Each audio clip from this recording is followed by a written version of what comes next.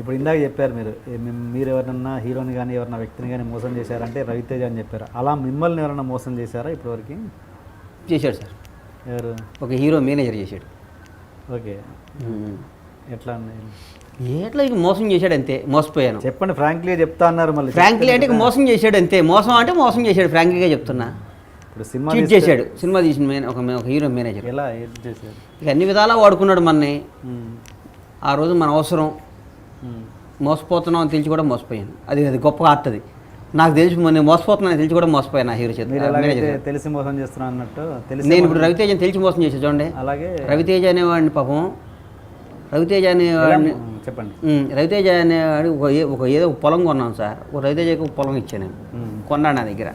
పాపం ఆయన ప్రేమగా కొనుక్కున్నాడు పొలం. ఆ పొలాన్ని కింద నాది ఇంకో 30 ఎకరాల పొలం ఉంది. 30 ఎకరాలు అమ్మాలంటే 25 ఎకరాలు ఇస్తేనే అమ్ముతా అన్నాడు. ఓకే, 30 నాది 40 ఉంది.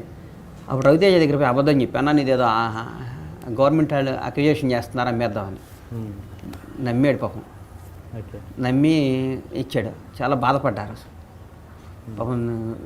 వీడు చాలా మంచివాడే, రవితేజ సినిమా తీసి 5 కోట్ల డబ్బులు మిగిలినాయి మనకి, అయినా మోసం చేస్తున్నానే అని ఫీల్ అయ్యా. కానీ ఏదో ఒక రోజు ఆ రుణం తీర్చేసుకుంటారు రవితేజ.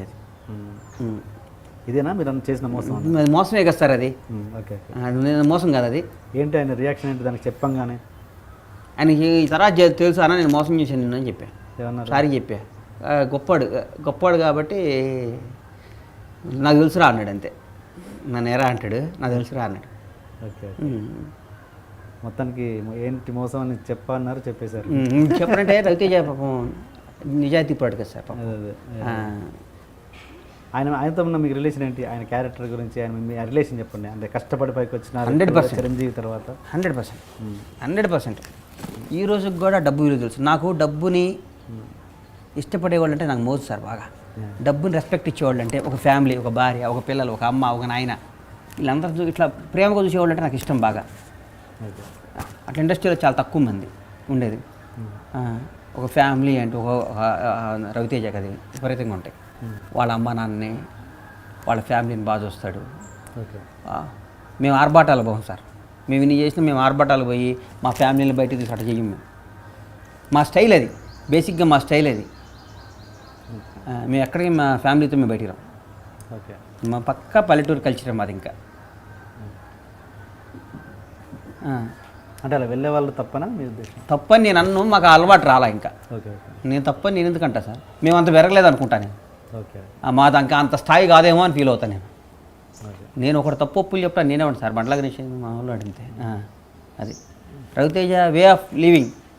అదే భద్రత. రవితేజ ఏవి స్కూటర్ మీద మోటార్ సైకిల్ మీద తిరిగే రవితేజ దగ్గర నుంచి ఇలా బెంజి కార్లో తిరిగే రవితేజ దాకా, ఇలా 100 కోట్లకు అధిపతి అయిన రవితేజ దాకా నాకు తెలుసు.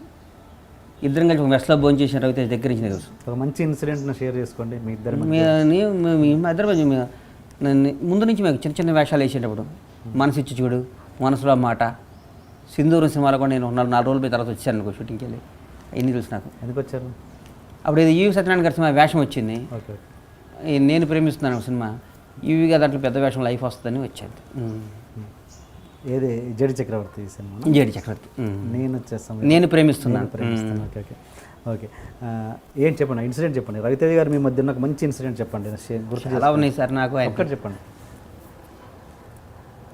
రవన్న 10 రూపాయలు జాగ్రత్తగా పెట్టుకునేవాడు. ఇన్సిడెంట్ 10 చాలా ఇక బ్రదర్స్లా కలిసి తిరిగేవాళ్ళం కదా, కొంచెం బాగుండేవాళ్ళం. నాకు పాపం ఎల్లంగానే పవన్ కళ్యాణ్ గారు ఈ ప్రొడ్యూసర్ చేసినాక అప్పుడు ప్రజారాజ్యం ఎలక్షన్స్ వస్తే రవితేజ గ్యాప్ ఉంది పోయి నేను ఎలకంగాలి ఇమ్మీడియట్గా 2-3 సినిమాలు పక్కన పెట్టి నాకు సినిమా ఇచ్చాడు. ఆ సినిమా జస్ట్ యావరేజ్ అయినా నాకు 5 కోట్లు మిగిలినాయి. 110 రోజులు సినిమా రిలీజ్ చేశా. ఆంజనేయులు. పాపం మా డైరెక్టర్ కానీ కిక్ అనిపించింది. అది అమ్మ సినిమా అంటే ఈజీ అనిపించింది నాకు. ఫస్ట్ ఎదురు దెబ్బ తగిలితే భయపడతాం కదా సార్, నాకు ఎదురు దెబ్బ తగల ఫస్ట్. కొంత మీరు స్టార్ డైరెక్టర్లు వెంబడి పదే బదులు కొంతమంది విషయం ఉండి పాపం వెనకబడిపోతుంటారు, లైక్ పరశురాము. అలాంటి వాళ్ళని మళ్ళీ ఎందుకు లిఫ్ట్ ఇవ్వాలి? నేను ఇస్తాను. బొజ్జుకి సినిమా చేస్తానంటే గీతాడు సినిమా ఉంది అన్న చేస్తాడు. అది టాలెంట్ ఉంది సార్. అదే నేను ఇక నుంచి కొత్త రైటర్లు పరిచయం చేస్తానని చెప్తున్నాను మీకు.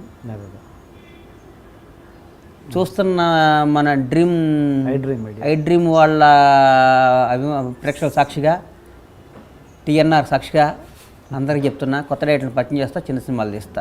గుడ్. డౌటే లేదు ఇది. కొత్త నా మీద నా కనీసం నా బ్యానర్లో 10 మంది కొత్త డైరెక్టర్లు వస్తారు కనీసం. 10 మంది కొత్త డైరెక్టర్కి లైఫ్ ఇస్తాను నేను. కొత్త వాళ్ళని డిజాస్టర్ సినిమాలు తీసిన వాళ్ళు కూడా మంచి కథ తీస్తే సినిమా చేస్తా. ఫిక్స్ అయిపోయా. ఎంత లో బడ్జెట్ అంటే 1 crore లో బడ్జెట్ ఏముందో సార్, 1 crore అటు దీని 10 కోట్లు మినిమంతో తీస్తా సినిమా. 1 కోటి 50 లక్షలతో నేను సినిమా తీయ. ఓకే. నాకు ఆనం 10 కోట్లతో సినిమా తీస్తా మినిమం. కొత్త వాళ్ళతో అది వర్కౌట్ కాదుగా. వర్కౌట్ రిలీజ్ అయినా చేస్తా. ఓకే సార్ నేను సినిమా చేస్తే ఆడియో ఫంక్షన్ నుంచి సినిమాని పైకి ఎట్లా లేపాలి నాకు బాగా తెలుసు సార్. ఓకే. నాకున్న టాలెంట్ అది. వన్స్ ఆడియో ఫంక్షన్ స్టార్ట్ అయినాక సినిమాని ఎట్లా పైకి తీసుకెళ్ళాలో నాకు బాగా తెలుసు. నా సినిమాని ఓపెనింగ్ సెట్ తెచ్చుకోవాలి నాకు బాగా తెలుసు. ఓకే. అండ్ ఇప్పుడు కొత్తగా వచ్చే మీరు ఇంత అనుభవం చూశారు, కొత్తగా వచ్చే ఇండస్ట్రీలకి సినిమాలు తీయాలి అనుకునే వచ్చే ప్రొడ్యూసర్లకి మీరు ఇచ్చే గైడెన్స్ ఏంటి? నేను గైడెన్స్లో ఇస్తా సార్. ఇస్తారండి మీరు మీ అనుభవంతో? నేను ఇవ్వలేను. నేను గైడెన్స్ నేను ఎందుకు ఇస్తాను? గైడెన్స్ ఇస్తే నా తెలివిని ఇంకోటికి అప్పటి నేను ఎందుకు ఫ్రీగా అమ్ముతాను? నేను ఏమన్నా